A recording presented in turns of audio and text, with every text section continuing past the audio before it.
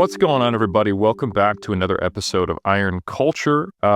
Man, I swear that Trex and I do still like each other, but no, it's just this Eric on, and that's because we find that three's a crowd. And who needs a co-host when you've got a co-host? Because I am welcoming back from the obelisk, Dr. Conor Heffernan, published author, which we'll get into in a moment, my good friend, and Iron Culture history extraordinaire who brings the true historical lens from an academic qualified standpoint, which, much like having a degree in sports science, having a degree in sports history, is not that impressive. But together, we are moderately successful academics compared to real academics. So welcome back to the podcast. I have just so many avenues and lanes to take that, but I'll just say thank you. And I'm glad that you've moved on from making potato jokes. Hey, you know what? That was the main reason why Omar, quote unquote, left. Yeah, so he did preempt his own canceling. So you know what? More power to him. I think a lot of people wouldn't have the wherewithal to understand needing to do that. But no, good, kudos to him. So we appreciate him falling on the proverbial, I'll say sword, but whatever you cut potatoes with. It was a different time. It was 2022.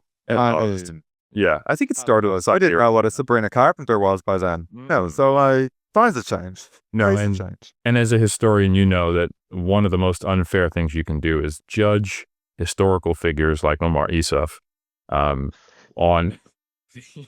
the modern standards of ethics, and we would never do that to our good friend. Rest in peace, at least as far as YouTube and the fitness industry is concerned. Is he dead? No. Did I talk to him literally 2 days ago on a text? Yes, but how dare you judge him, listener? Oh, but listener, now that I've just gotten angry at you and said, how dare you do something, let me ask you to do me a favor and give us a like, give us a follow, give us a subscribe, give us a 5-star or thumbs up or whatever it is for this given platform. If you are someone who was offended by the prior scandals, know that we do apologize. And if you are thinking about rating us, just meditate on that until you feel comfortable absolving us with a 5-star rating or a thumbs up, and then come back to do the rating. And then finally, for those who really want to support the podcast, and by that I mean me, because daddy got to pay the bills, please check out Mass Research Review, because this is Iron Culture presented by Mass. And if you're interested in understanding how to apply the latest science to all things fitness, health, and especially lifting, check out massresearchreview.com. Consider becoming a subscriber. And additionally, if you want badass lifting equipment sold by a badass group of good people, head over to Elite FTS, and you can use our partner discount code for Dave Tate and all the co over there, and that is MRR10. And that's for Mass Research Review 10 to help you remember it. So now that I've appeased the corporate overlords and the last bastion of capitalism that will exist, at least in Iron Culture, we're going to move forward and talk about the egalitarian topic of fitness, or what should be, and how it went global and how it became something arguably less egalitarian, but nonetheless. Conor Heffernan, before we jump into your new book, I just want to say, how you doing, man? What's been going on for you? I'm good. I told you off air that I lifted some stones today. So I'm not sure if I'm going to be coherent. There were special stones. You've had David going on this. There were special stones. They're not any stones, Eric. There were special stones that other special boys have lifted in the past. So I'm happy to say that a friend and I, we drove for several hours. We became men in front of each other. That was a very interesting experience. And the cows and the goats and the sheep did judge our efforts. I have never felt more, I suppose, emasculated than watching literally a herd of cattle looking at me doing it's very much a visual feature, the cow chew. Yeah, as I'm trying not to break my back. Oh, man. Horribly lifting these stones. Were you with David? I'm not sure. No, I was with my good friend Dom. But I see, much like Omar, I see David regularly. We're trying to get lifting stones categorized as living heritage in Ireland. to protect the special stones for special boys and girls who like to lift the special stones, because we all need to protect our hobbies. That's what 2025 has taught me. I need to ring fence all of the things that I like and discard the rest, because I like what I'm allowed to like and I don't like what I'm not allowed to like. And I've always played it down the center, Eric. That's just who I am. You're an excellent conformist. I love it. So I have some semi-tangential relevance, I would say, good news for this topic, but a mixed bag with how it makes me feel. So a long time ago, I spit into a tube and mailed it off to a company. 23andMe. I was very interested in. Yes. Yeah, I got that for, I think, Christmas when I came out to New Zealand, and I've been, looking at the updates, and they've had like 7 updates on your ancestry. And you may remember that when we were out last time filming documentary footage, they had recently done an update, and I found out that I was 2% Italian. And that's gone. So the good news was that at that time, I embraced my heritage by doing offensive accents from people who were generally from New York and questionably Italian or connected to it. A different time. A different time, right around the same time that Omar was still involved, so you can't judge me on that either. Can't get angry. No, you're literally not allowed to. They did the most recent update, and that is now gone. I am no longer Italian. So I had a good run, but that 2% obviously had to get allocated to other places. Like I said, we're a sports scientist and a sports historian. I'm not a mathematician, but I think that's the way percentages work. And guess who is slightly more Irish now? This guy. Your boy, Oh, wow. So it's the shillelagh and paddy cap is on the way. And just Lucky Charms and all kinds of things like that. And I find myself... I'll find you. Okay. I'll live Mason taking this one. Hey, how dare you restrict my heritage? At least until the next update from 23andMe, where I find out that I'm actually fully English. Entirely change your personality. Yeah. Yep. And that's honestly, that's a real risk, because it has gone anywhere from being nearly 50 to 70% English to English and Irish to Scottish English and Irish. So and now I'm no longer your Italian. genes are colonizing themselves as well. Like, there seems to be this genomic imperial battle going on. There's currently a struggle to see how much of my Irish genes can actually maintain their independence. So it's mirroring history in many ways. So, yeah. I'm here for it. There's a joke to be made about your incredible weight loss at the Irish genes, but I'm not gonna. I am not gonna circle the airport before I try and land that one. Yeah, right now I might be able to get away with that joke based upon my 23andMe report if I made a T-shirt out of it. But I think more safely for the long-term health of Iron culture, you're the only one who could even say that there is a joke to be made, but we should definitely not make the joke. Fair. I'll write it down in my offensive list. Yeah, you just text it to me and call it something else. I'll text it later. Yeah. Awesome. So you've been lifting some stones, and you've been writing some books. I've been writing some books. I've just written a book, When Fitness Went Global. It has a tasty cover on it and lovely pictures of half-naked men and women, which, as we've established, as I'm not a real academic, is what my life is. Hey, you study the history of those people. I help those people get even better looking when they're half naked. You know what? So get even tastier. And now my tangential throw to you, sir, across the digital divide. So the premise of my book is defined on a single question. When did people begin exercising the same? So, if you ask people about this, they're usually going to say Arnold Schwarzenegger and Jane Fonda in the 70s and 80s, the expansion of gyms. And what I do in the book is I bring it all the way back to the 19th century and show how a number of different exercises and systems began to spread around the world. So you have gymnastics going all around the world, yoga, club swinging, jiu-jitsu, which was seen as physical culture in the 19th century. Oh, there we go. Club swing. Very much a visual feature. That's right. For those of you who are not on YouTube, you're missing out on seeing some light reflecting off the book that we're not actually talking about, one that Conor previously wrote, the visual medium, stimulating. Nonetheless, you're a 4-time published book author now, aren't you?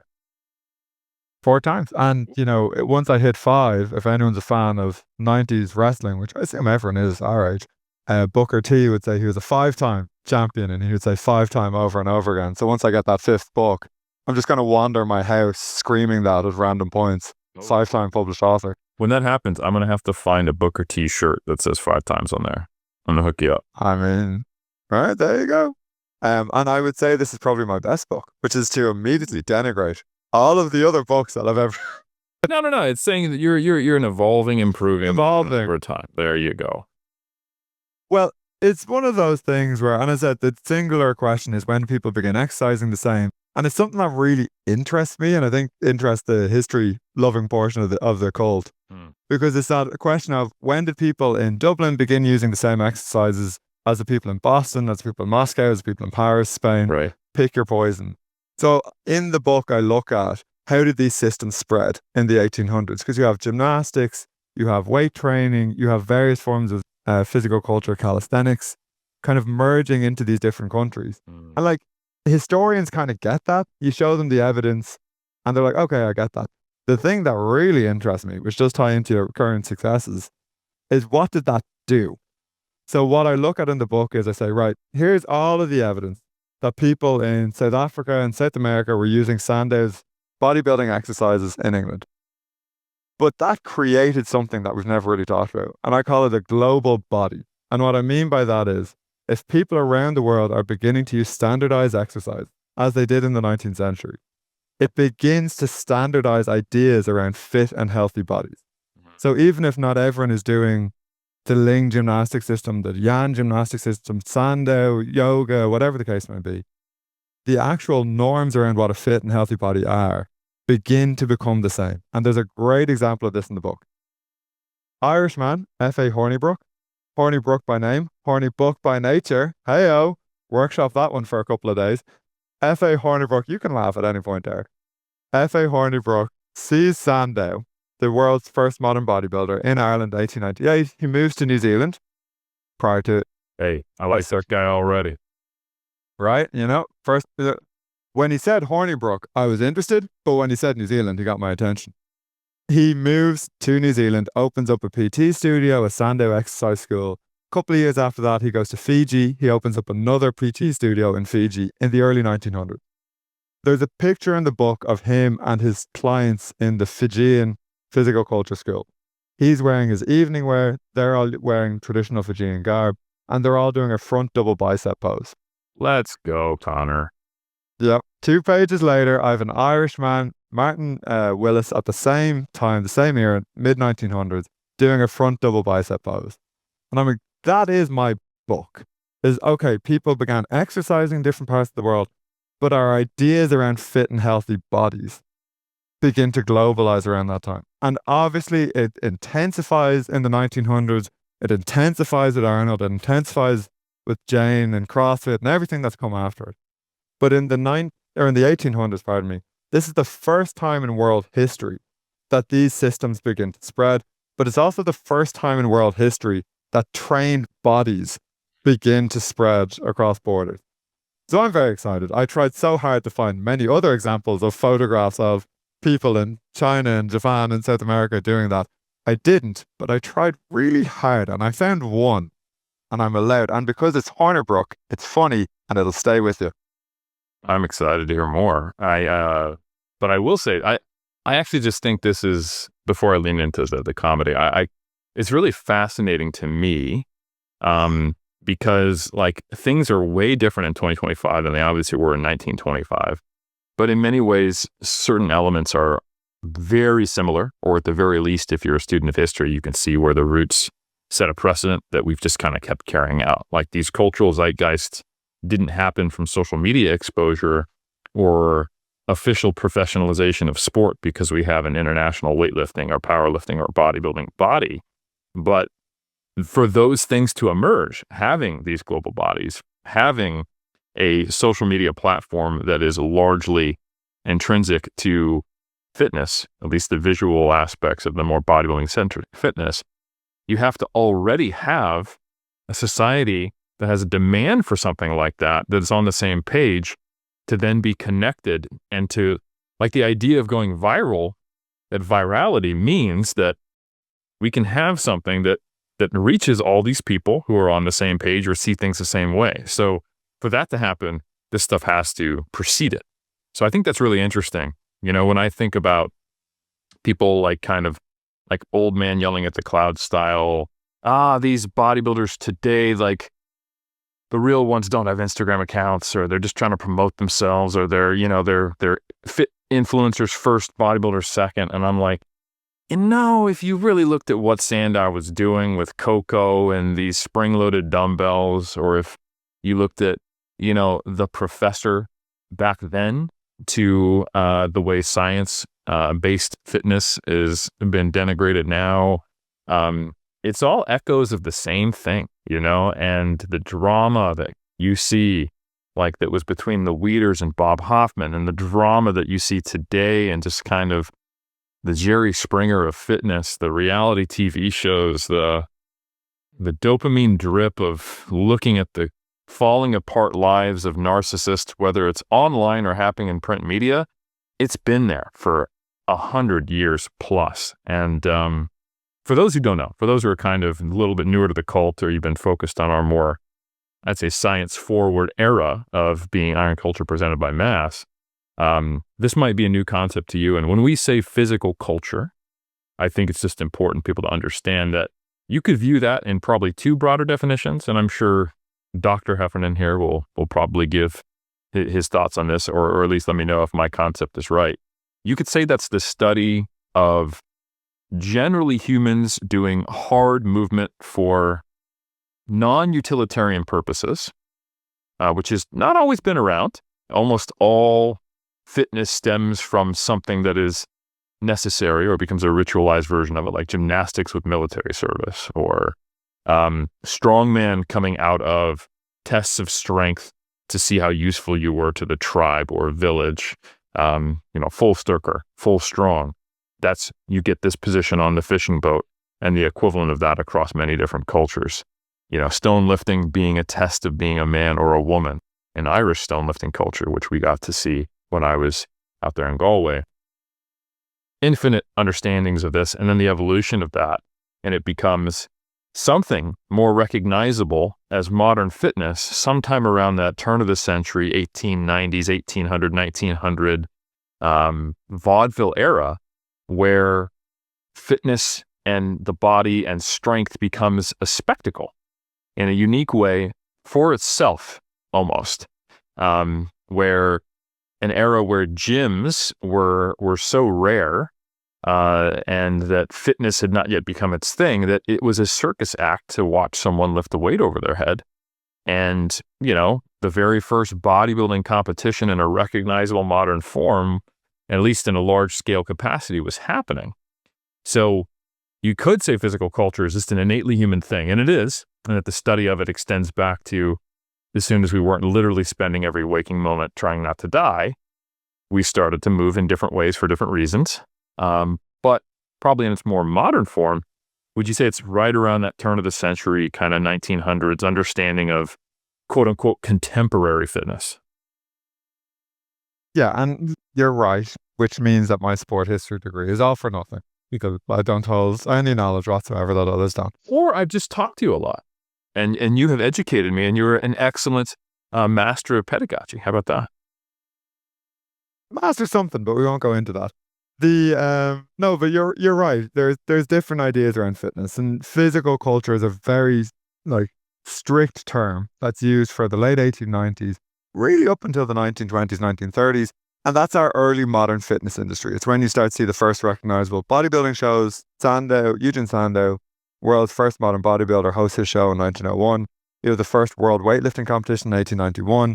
You have strength competitions for strong men and strong women, which would be kind of early precursors to powerlifting in the 1890s and early 1900s. And all of that's kind of growing in that era that the kids on TikTok and Instagram might call Bronze Era lifters or Bronze Era physical culturists. The other point, which is something that I tried, inspired by Adrian Kind, the philosopher of fitness, in the first chapter, I ask, is there an innate human desire for strength? Because biologically, our bodies are designed to be strong, or at least to get stronger, and let me bastardize your field for a minute. Go for it. I bet you can do a great job. The ChatGPT, help me out here, dude. Come on, I really need this. I'm on the cult. No, but we know this. You take on a resistance, your muscles break down. In theory, they'll get stronger, barring some sort of medical problem. So at the same time, so we're able to get stronger, but at the same time, our bodies crave stability and preserving calories.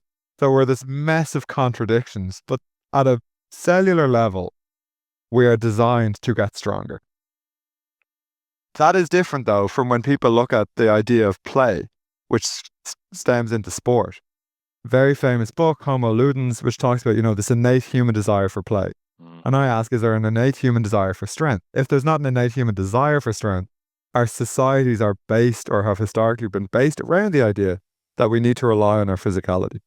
And what's interesting is, and the first chapter of the book looks at, thousands of years of religious texts, medical texts, military texts, educational texts, talking about why we need to be fit and strong. In the 1800s, we don't need to be as fit and strong anymore because we have industrialization, we have people moving into office jobs, moving away from agrarian and fishing societies into cities. So the actual need to be strong diminishes. So what do? We start to introduce artificial systems of getting stronger: gymnastics, weight training, calisthenics, yoga, jiu-jitsu, stone lifting, weight training, club swinging, all of these things, which is now the modern parallel. Because in theory, we don't really have to, I can get on an electric scooter if I want to give myself a brain concussion at a high speed. I can go to my office, I can get an elevator, I can sit down, I can order food directly to my desk. I can eliminate the need for a lot of physical. Hell, if I get an IKEA flat pack, I can hire someone from my phone to come to my house and build said IKEA flat pack while I watch and go, yeah, I would have used that Allen key wrench. I would have done that as well. But at the same time, our societies are continually trying to push us into moving. And the physical culture movement in particular in the 1890s is at this high point of, well, we don't need to be fit and strong ever again. Even soldiers are saying, well, we have machine guns now, so we're good. You know what I mean? You eat that extra. They didn't have the candy industry that we had. You eat that extra licorice. I feel like licorice has been around for centuries. I think they had your basic caramelized sugar type stuff that was pretty right. Yeah, the World Fair, you go there, cotton candy, dip stuff. Yeah, I mean they weren't quite with funnel cake technology, but I feel like you could get some pretty good sweets in World War One. The funnel cake technology had not yet reached the pivotal point that we're at now, and flan was just a pipe dream at that point. Of course, it's movable. But I'm getting distracted. You had, though, this push in the 1890s and early 1900s for people to move, be fit, be healthy. And then you had people introducing solutions into that, like buy my dumbbells, buy my equipment, buy my workout course, get a gym membership, get a gym subscription. And to your point about the long tail of fitness, when you look at the physical culture industry, which emerged in the 1890s, that provides the script and the playbook, which still exists today. I love fitness and the fitness industry, but its marketing has not evolved from the 1890s. Because you look at, I know you know this, a bodybuilding course from Eugen Sandow in 1900. It's be a better man, perfect your body, here are my measurements, track your measurements, see if you can reach, my standard. You have to use my specialized equipment, my specialized workout. This will make you a better man, a better husband, a better student. You can cure yourself from incurable diseases just using physical culture. You have the judicious use of facts and figures. 98% of all of Sandow's clients were cured of an illness, including cancer, using physical culture alone. He had doctors endorsing him. And it's not just Sandow. You have all of these people doing this. Charles Atlas, exactly. But even from Sandow to Bernard McFadden, Sergeant Moss, you had a number of people who, Alan Calvert certainly as well, who are pushing these workout systems and modalities. And you also have the rivalries, like Sandow sues Yosef Salahi because he said, you stole my dumbbell pattern. And he literally destroys that man's life. He sues him, He gets him blackballed from the physical culture industry as an Austro-Hungarian writer and coach living in London. 10 years later, he'll actually donate money to Salah's like relief fund when someone sees him on the street and they're like, we need to do a fundraiser. And Sandow, I will save that man. And you're like, you are the worst type of meathead. But all of those systems exist and the marketing of it exists, and the idea of how do I get people involved? Well, we're going to do before and after pictures. We're going to do measurements. We're going to do bodybuilding shows. We're going to do nutritional supplements. You see all that in the 1890s. And in a global context, what's really fascinated me in this book was looking at Sandow. Eugen Sandow, who's born in Prussia, he moves to England in the 1880s and he sets up an empire there. He does world tours. He goes to the United States. He goes to Ireland. He goes to Australia, South Africa, New Zealand, and India. I found Sandow's books and workout equipment being sold in Japan, where he never visited, China, where he never visited, parts of South America. So his stuff is all over the world, even in places that he'd never stepped foot in before social media, before what we'd see as a mass or modern fitness industry. So not only is his equipment being sold around the world, his marketing is also being sold around the world. Yeah, the stuff he's selling and the way he's selling it, it's all become homogenized. Yeah, you like following, success leaves clues is a big thing. That's not just what athletes do. It's a huge part of what businesses do. So it doesn't surprise me, but I find that fascinating. I want to take a step back. What motivated you to want to write this book, Conor? How badly I'd written the other 3 books. No, and so one of my favorite, I wrote a small pamphlet, The History of Physical Culture, and I said this to you off air. One of the quotes legitimately is like, yeah, the information's good in this, but whoever the editor was clearly had a brain concussion. I was like, I did play rugby badly for a number of years, so I don't think all the grey matter up here is working, but I didn't think it was that bad. But no, one of the things that motivated me to write the book was my fascination with how fitness spread across borders. So I wrote a book about physical culture in Ireland, and I kind of talked about, well, Irish men in the 1890s and Irish women were reading like French physical culture magazines, American bodybuilding magazines, English bodybuilding magazine. I wrote a book on Indian club swinging, which is one of the first kind of modern fitness fads. Yes, there we go. And that's all about how this form of exercise, which originated in India, Pakistan, and Iran, goes to Britain in the 1820s, and from the 1820s to the 1850s becomes a global practice. People are swinging clubs around the body for health. And then I was asked a very simple question is, why was it just club swinging? And I realized it wasn't just club swinging. It was gymnastics, and then it wasn't just gymnastics. It was yoga. It wasn't just yoga. Jiu-jitsu was spread as physical culture. It wasn't just jiu-jitsu, it was physical culture and bodybuilding exercise. So I became fascinated by this, but also by how fitness practices became similar.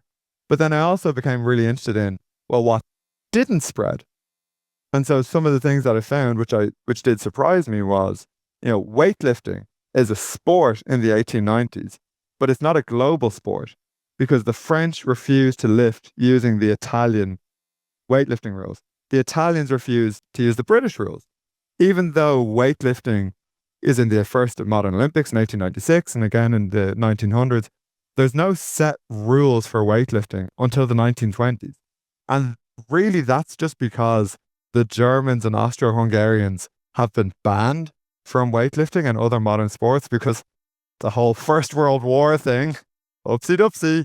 So they were banned from modern sports. And when they were out of the picture, the French came in and said, okay, this is what we're doing. So like weightlifting didn't spread. Stone lifting didn't become a popular practice, even though people would travel to lift stones. There's a story of George Hackenschmidt visiting someone in Germany and lifting his special, strongman lifting stones. Stone lifting was part of the Paris Olympics. They would lift for you. It was in the gymnastics session. It was a 50-kilo stone. What year was the Paris Olympics? Overhead. I think it's 1908. I can check these things. But early 1900s. It's kind of unfortunate how, like, we generally see things in fitness as always progressing towards the current place we are. But I think people forget that there are decades-long periods where there's kind of a recession before, literally and figuratively, before things then move forward in history. If they do, And they don't always, like when we say society, like we are often talking about like nations that have inherited prior societies that literally collapsed and don't exist anymore. And there are periods where things go away. And that happens within many segments of society, like fitness or stone lifting. I think is really cool that David Keown is almost single-handedly, of course he would give a lot of credit to a lot of people around him, resurrected a history that never went anywhere, as an example, but was stamped out by the colonial influence of Britain on Ireland. And like, it's great that it's coming back, but it did go away for centuries, And I think that's just a really interesting thing to remind people of, because sometimes we kind of have this distant view on history generally, but then we can also have this close view to what's going on currently. And then basically you can just tell if someone's more cynical or optimistic on how they view it and what they're cued into and what sources they're getting the information from. But I think it's just a really important thing to kind of understand, like, this is not a straight line. And this is actually why I'm very passionate about the value of history for people in the fitness industry. If you walked into any gym in the 1860s, you would see Indian clubs. And that would not matter if you were in North America, in Europe, in South America, in parts of Africa and Asia. Indian clubs were part of the majority of gym cultures. By 1890s, they don't exist. But, like within reason. So you have the dominant fitness paradigm in a global context before this is even like a global industry. And they don't exist. And they certainly don't exist. And listen, there's some people on Instagram, because there's always some people on Instagram who are like, I've taken this traditional, blah, blah. Some of them are very, there's a guy called Paul who's amazing. He's a real one, to quote Common. But you see a lot of people doing things that are like, this is the way that things should be done. This is the best way to be fit. This is the best way to be healthy. And then that goes extinct. And actually, an episode yourself and the other Eric, who I will eventually meet, I'm not comparing them, but I feel like I've been with Daddy Eric for quite a long time, and Mommy Eric left for cigarettes, and I've never actually met. I'm starting to think it's you with like two different masks. Anyway, you did that episode with Jim about the previous eras of evidence-based lifting. Mm-hmm. And as you build and you build and you build, but there are moments in each of those eras where something is the dominant way of doing things, and that can die out. So like, I wrote an article maybe a year or two ago on the history and evolution of the back squat in the US. And the point of that was, if you understand the history of this movement, you will understand that it has never been a set movement pattern. There has never been a single agreed upon way to back squat. And that, for fitness professionals, should give you the utmost freedom on how to choose exercises that suit your client or your specific need. I think if you understand that exercise and the way people exercise has always been contested, that should free you up so that you are not a knees over toes guy, no matter what the case is, or, the knees can't track over the toes, no matter what, or the bench always has to be down here, or we always do 3 sets of 5. It should actually free you up and give you encouragement to look at things holistically and have a big toolbox, because there's no one agreed upon metric or way of doing things. And that's what this book, I think, is lovely to see, how these things literally were created in the 1800s. And even at that point of creation, they were really controversial. There's a point in the book where I talk about a literal dispute over pommel horses and parallel bars that goes to the Prussian government, because some people want to bring parallel bars into the Prussian gymnastic institute for soldiers, and some people don't. They have a multi-year government inquiry in this and have court debates that are so contentious that people are asked to leave the court all over whether or not we should use parallel bars. So it's always been contested, and rather than being cynical about that, and I do have my cynical days and my cynical hat, it's a rainbow because it's ironic. It can, I think, give people a lot of freedom. And it can also free you from, if you look at the marketing side of things, how these messages have just been regurgitated again and again and again. But I really like your point about, these things can't disappear. They can rise in prominence. Like even the sport of weightlifting. Listen, if there wasn't a First World War, we won't go into what that would have meant for geopolitics.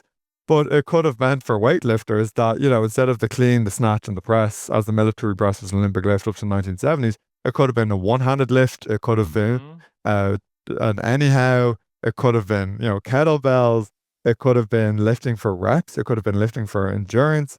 All of these things were things that were tried out. It could have been a deadlift, which was used in 1891. Yeah, So it's a polar thing when we had a clip on to talk about that. Yeah, 100%. Might not be this weird niche thing. It might be the dominant way of expressing yourself in weightlifting, which I can't even really imagine if that was the dominant view, because we're so siloed, right?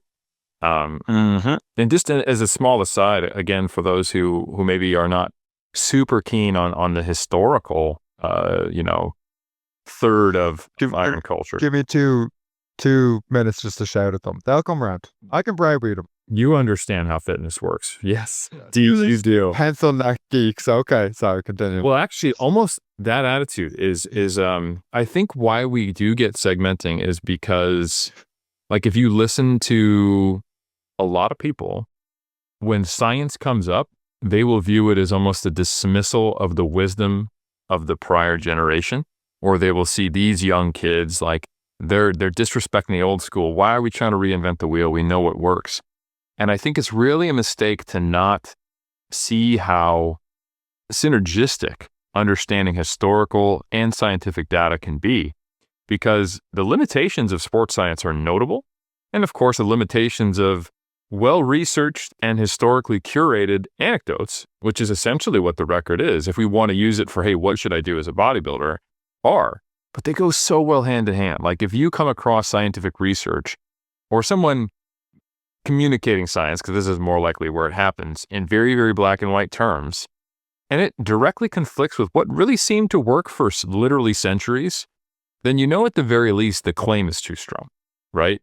And I think history keeps you grounded in reality, that, before people were influenced by the most recent study coming out, they kind of figured out, did this work? And I'm not saying that what bodybuilders were doing in 1950 was the best or better, but it got the job done, and it helps you know what is possible, or at the very least, when certain people with these dogmatic views in fitness, which always is going to be happening, have very, very limiting views or claims about what is optimal or how you can get there or what you should be doing or what you should not be doing, you can be like, yeah, but I'm pretty sure for centuries people were squatting that way.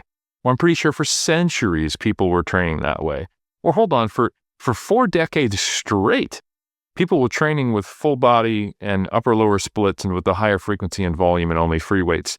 But now I need to prop my arm against the back of a cable machine to get a decent, bicep growth? Maybe, but maybe not. Yeah, and a really nice example of that was when we were in Metroflex and we visited the gym of Roddy Coleman, and we were talking to the owner and Ronnie's training partner, and it was really interesting talking to you about that, because the way, at a surface level, one could say that the way Eric Helms trained is very different to the culture in Metroflex. But then when you strip back and you look at, there are core tenets in both, and we did talk about this, and we're like, okay, Eric might not train like Branch Warren in a way that might injure himself. Still the funniest cutscene ever. People are too young to remember. Generation Iron, and Branch Warren is like, I've never got injured a day in my life, and then he hops on a horse to ride away, and the horse kicks him off the back.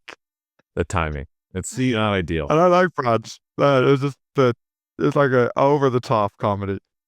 But when we talked about it, it's like, okay, so the sets and reps and exercise are different, but there's a core joining together in effort and consistency and patience over time, but progressively pushing yourself. And that is where I think that history can come in handy, where you can say, well, okay, well, there's success leaves clues, and that we know that there's an intensity of effort is needed.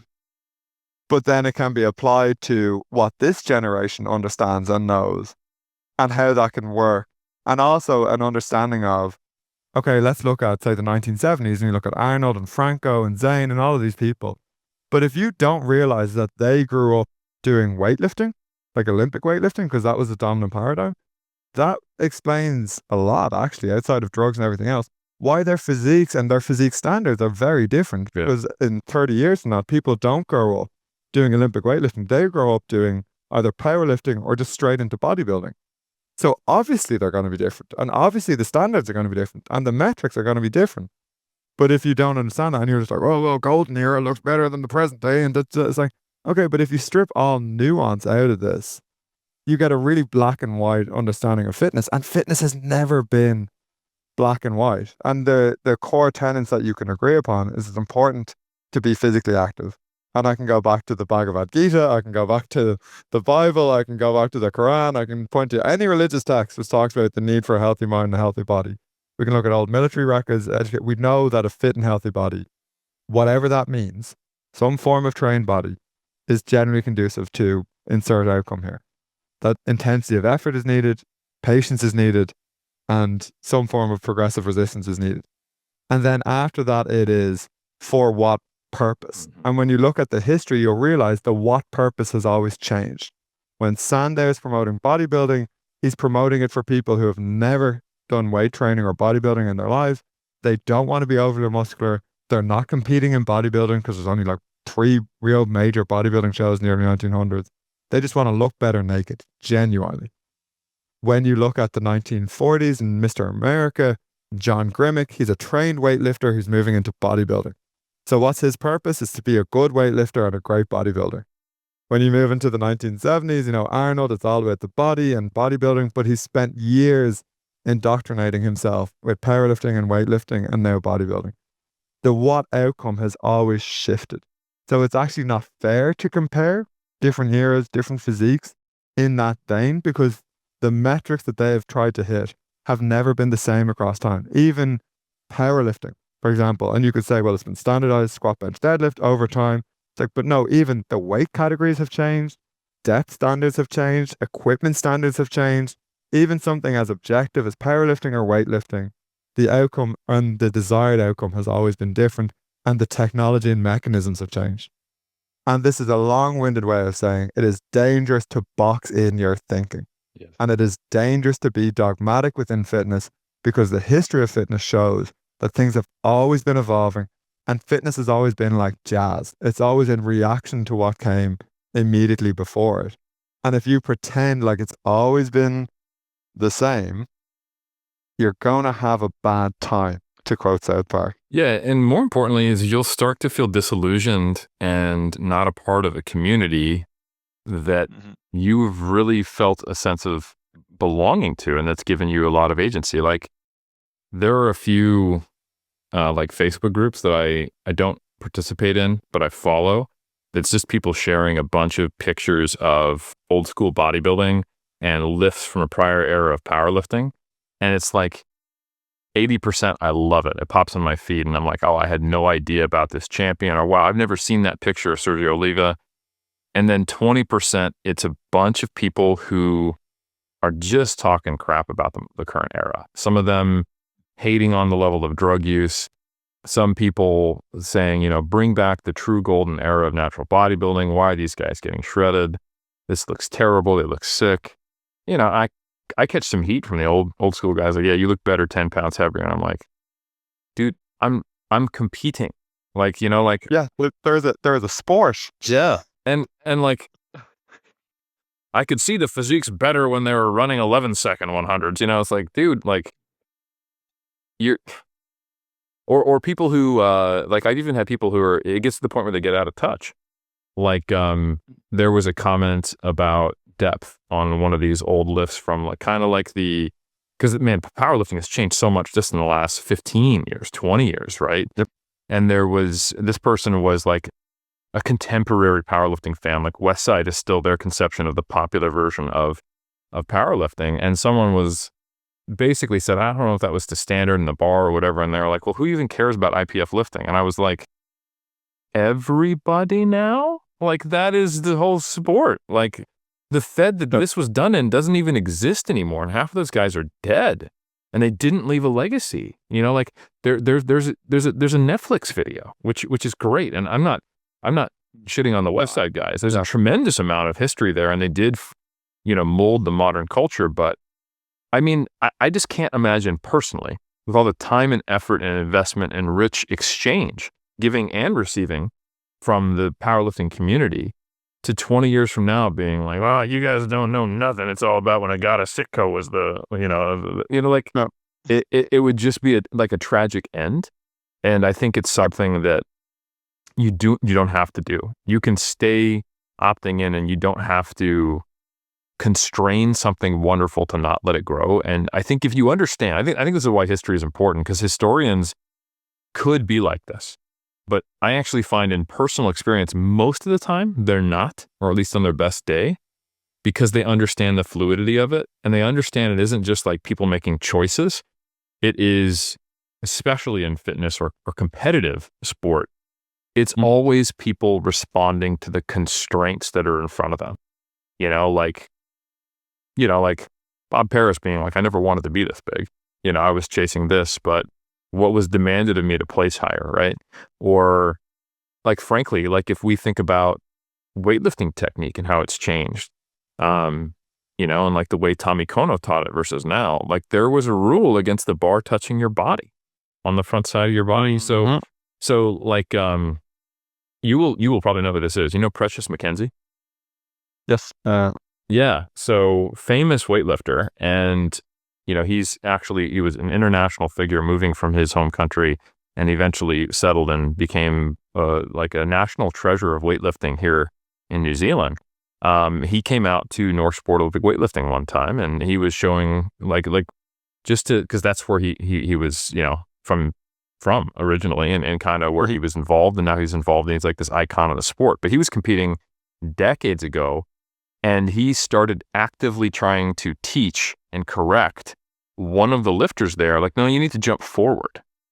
And it prompted this discussion, and this very uncomfortable discussion, because even to the young lifters who were, decades removed from his era, there's a sense of veneration, and you want him to be the man, like, oh, I want to learn something. And I remember when I, rest in peace, when I got to see Tommy Kono in person, I think in 2010, he did a seminar at Body Tribe, Chip Conrad's old place in Sacramento. It was awesome to see. And you want to hold them on a pedestal because they come from an era that formed your current era. Like you literally would not be there without their influence to some degree, or it wouldn't be the same. But they have concepts that are no longer relevant. And it doesn't necessarily mean that it was better then, worse now, better now. You just understand, like, oh, like if you can't brush the front of your body with the bar is going to be forwardly displaced. So you have to jump forward to stay underneath it. It's not just like, oh God, like never meet your heroes. They actually didn't know what they're doing. He was just competing in an era where it was less competitive and he had good genetics. Like, no, like they were adapting the constraints of their time. Yep.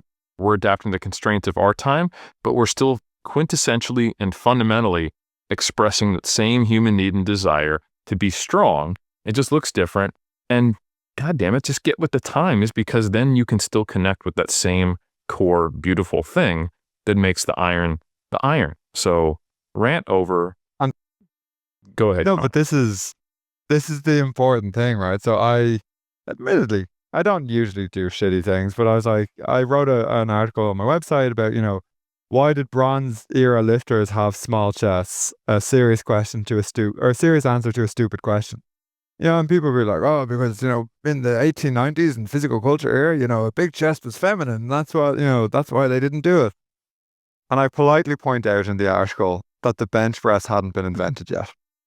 And that to do a chest exercise, you would do a pullover and press, where you'd get into a wrestler's bridge and you'd kind of do a pullover while you're on the ground, and then you would press. But then even that got bastardized because it was a competitive lift. Mm-hmm. So rather than pushing from the chest, you would lower it down to your belly and kind of belly press it up. So you'd almost kind of like hump the bar up into the air, smashing your belly into the... Yeah, it was like a pullover glute bridge thrust, hit, press. Yeah, literally, pullover, yeah. But by the way, Brett Contreras invented the glute bridge. I don't know if you knew that. Patent pending. Yes. Patent pending? I probably have that. On the machine. That man has done more for asses than anyone else. That's in modern history. That is quite the claim, and I know one person who has been knighted who would disagree with that. Sir Mix-a-Lot. So you will take that back. Okay. Brett, I love you. Davey did get back because of Brett. But it's important because if you don't know the history, you're like, oh, well, I'm going to take on this really stupid, explanation. No offense, some offense.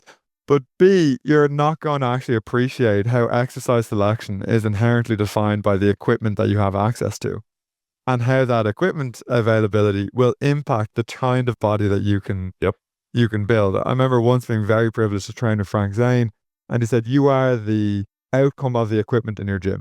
He was like, no matter what, fundamentally, you're the outcome of the equipment that you train with. And at the time, I was like, that's a weird thing to say. But then, train in a couple of different gyms. He's 100% right. You train in different gyms and for different reasons, and you realize that important. So when you don't accept those confines, when you look at, say, okay, the early 1900s, the dumbbell and the barbell begin to be popularized and mass produced and standardized. And we begin to see more and more people shifting away from dumbbell pressing in strength competitions to barbell pressing in strength competitions. And kettlebells begin to kind of fade out. They're still being sold, but they're not being used in competitions because once barbells get standardized, we can increase the weight and we can get more weight onto the bar. And that fundamentally changes people's bodies, fundamentally changes sports, fundamentally changes the conception of strength in sport. But if you ignore that, it creates problems in your thinking. And even you look at the path not taken. There's a moment in the book where I talk about Gustav Sander, who created really the first modern gym equipment. This is in the late 1890s, early 1900s. Anyone look up Zander gyms, Zander. He was a European inventor. His equipment was sold all around the world. He won design and business competitions for his equipment. He had health studios across the United States in the early 1900s before they went out of business. And you look and you have like early sort of prototypes of like lat machines, chest machines, and leg extensions, leg curls. People would say that Nautilus, which revolutionized fitness in the 1960s, was largely borrowing from Zander. Arthur Jones said he didn't see Zander's equipment until after he'd created the Nautilus machine.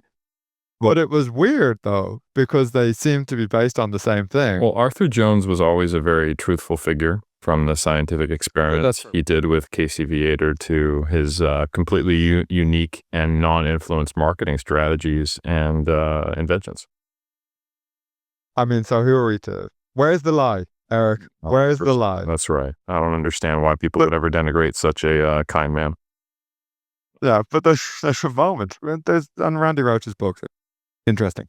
There's a moment though in fitness where like Zander's equipment is beginning to become popular. So like, what would have happened if Zander's equipment had become super popular, and Alan Calvert, who creates Milo Barbell in 1904, the first mass manufacturer of dumbbells and barbells, and completely changes the game in terms of promoting strength sports. What if he goes out of business in 1905? And the people who are selling fitness equipment then are Sandow, which is light spring grip dumbbells, no heavier than 5 pounds. Squeeze it really, really hard. Or Zander, who's promoting health equipment.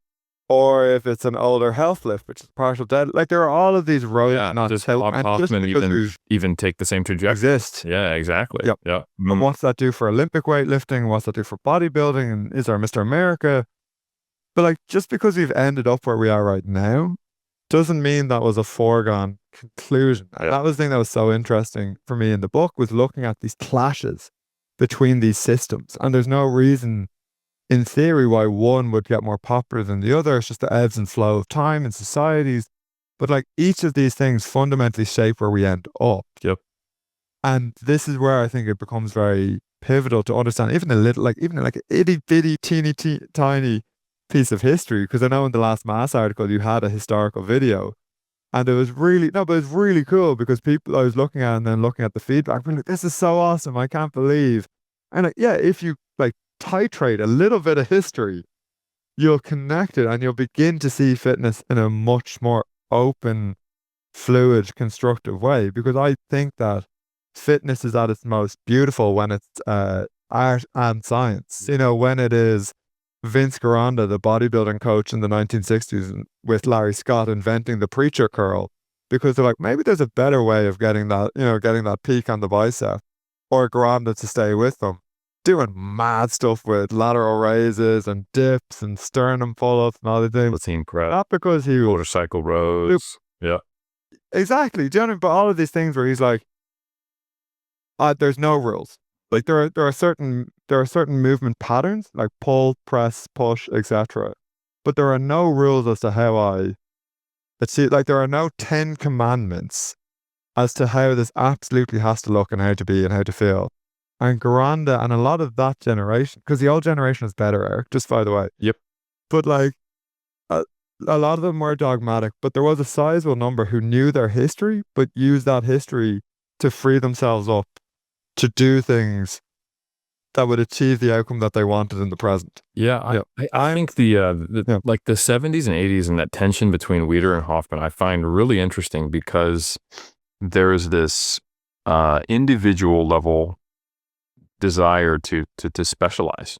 I actually just want to be a bodybuilder.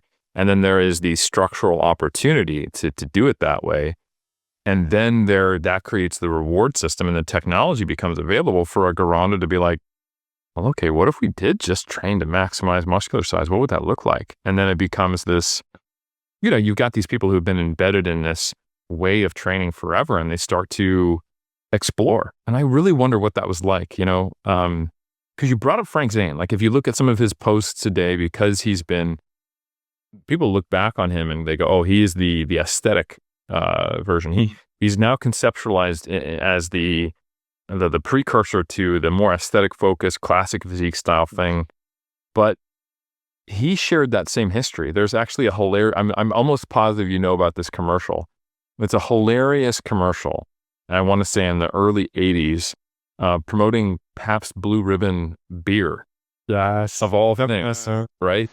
And classiest beer around. Yeah, and remember that he is a 3 times Mr. Olympia at this point, and reasonably famous because he was in the overall pumping iron sphere at the peak of the fitness industry. Yeah. So you're thinking, okay, well, if they were going to promote this guy at this time, what would they do? They would have him promoting bodybuilding. But guess what he's doing? Olympic weightlifting. He's doing a clean and jerk, and then he enjoys a Pabst Blue Ribbon afterwards. So he's kind of like generally kind of just lifting, and it might seem like in today, if we saw a video like that, we would be like, oh, the corporate execs don't know what the hell that they're doing, or they think bodybuilding is too gross or too sexually explicit. And that, to be clear, I don't know what went into the story of that. That might have been the case. But also 2 things were very apparent. He actually knew how to do a clean and jerk, was the first thing I noticed, that it was very competent. And I really don't think there were probably any bodybuilders competing as early as the 60s, when I think he did his first shows, 70s and 80s, who hadn't entered a weightlifting meet, right? Or an odd lift meet or something like that. I think Arnold, if you look at his history, he'd done like dozens of them, It was just weightlifting, powerlifting, stone lifting. It's just part of it, right? It's part of the thing. And it really was this cultural revolution, the idea of just doing bodybuilding, not having athletic points, separating it. I think, people just don't realize, like another really interesting thing, like NPC, the National Physique Committee. It's an odd name, right?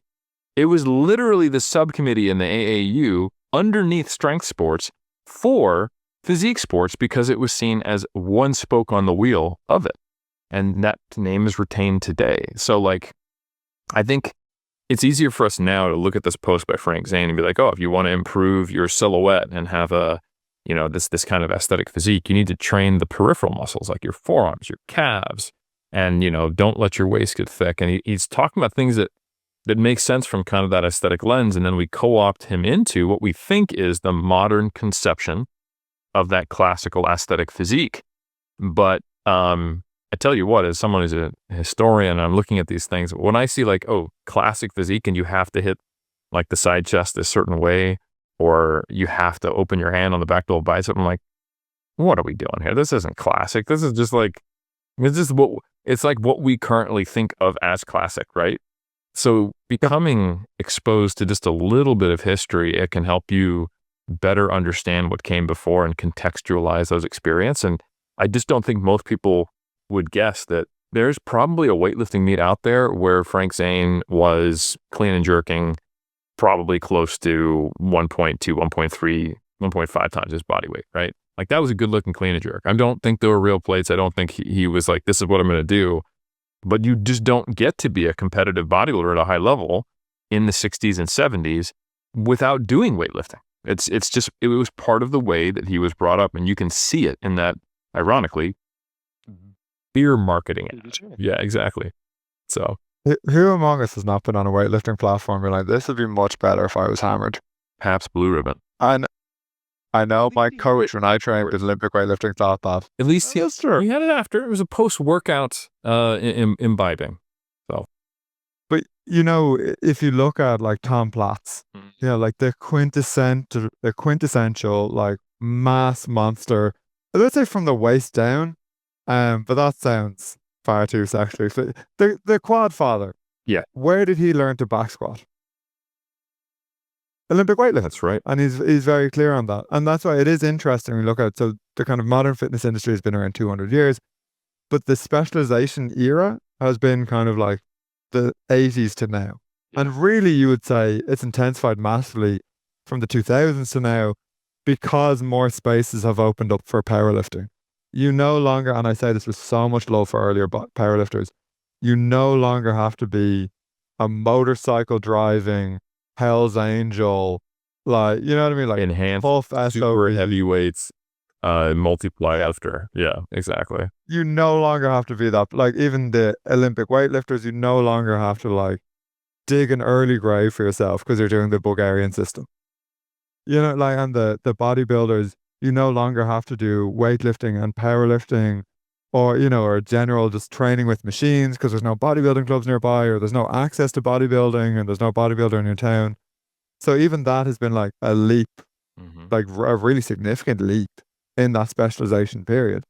But it's still all filtered through all of these different, you know, eras and pathways.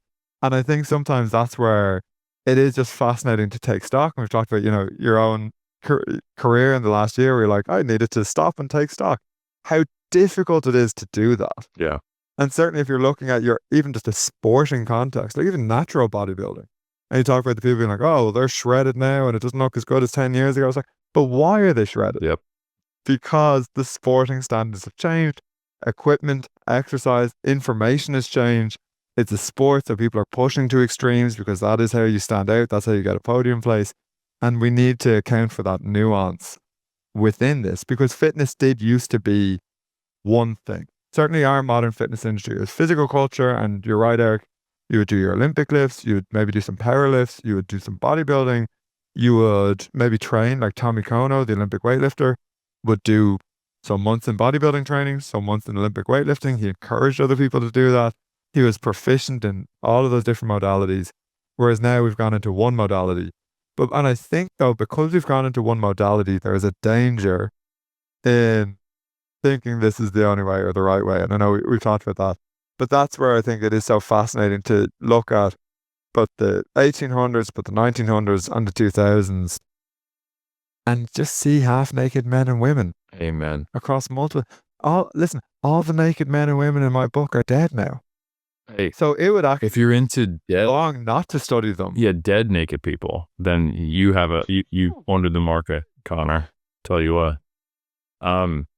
But in all seriousness, I think in many ways this book is kind of at the heart of the mission statement of Iron Culture, kind of uniting the tribes, understanding the different places, and it's not the elimination of the tribes, right? It's the uniting of the tribes because we're acknowledging that specialization is necessary and it's an evolution that is not necessarily a step back. If your values are ones that are a little more holistic, or you want to draw the line in the sand differently for where health or performance are, that is all good.